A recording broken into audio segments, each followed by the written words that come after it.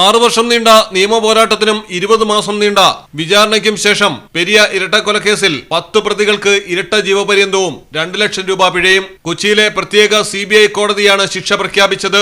ഒന്നാം പ്രതി എ പീതാംബരൻ ഉൾപ്പെടെ 10 പ്രതികൾക്കെതിരെ കൊലപാതകം, ഗൂഢാലോചന, നിയമവിരുദ്ധമായി സംഘം ചേരൽ, കലാപം സൃഷ്ടിക്കൽ, തടഞ്ഞുവയ്ക്കൽ എന്നീ കുറ്റങ്ങളാണ് തെളിഞ്ഞത്. ജീവപര്യന്തം മുതൽ വധശിക്ഷ വരെ ലഭിക്കാവുന്ന കുറ്റങ്ങളായിരുന്നു ഇത്.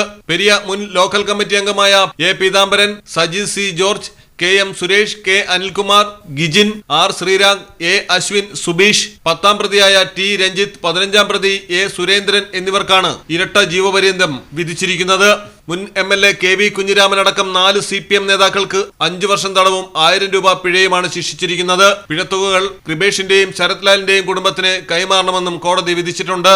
2019 ഫെബ്രുവരി 17-നായിരുന്നു കാസർഗോഡ് പെരിയയിൽ യൂത്ത് കോൺഗ്രസ് പ്രവർത്തകരായ ശരത് ലാലിനെയും കൃപേഷിനെയും രാഷ്ട്രീയ വൈരാഗ്യത്തിന്റെ പേരിൽ പ്രതികൾ വെട്ടിക്കൊലപ്പെടുത്തിയത്.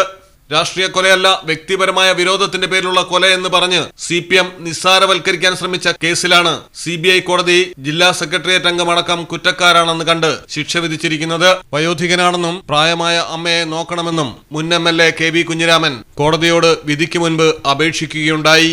ശിക്ഷിക്കപ്പെട്ട പലരും നിരപരാധികളാണെന്നാണ് CPMന്റെ ഇപ്പോഴത്തെയും വാദം.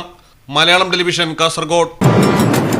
കണ്ണൂരിനെ ഉഴുതുമറിക്കും ഓരിച്ചൊരിയണ മഴയായാലും വയനാട്ടിലെ കുളിര് കോരും മഞ്ഞായാലും നാട്ടിലെവിടെയാണേലും കാലാവസ്ഥ എന്താണേലും സിമെന്റ് JSW കോൺക്രീറ്റ് HD തന്നെ.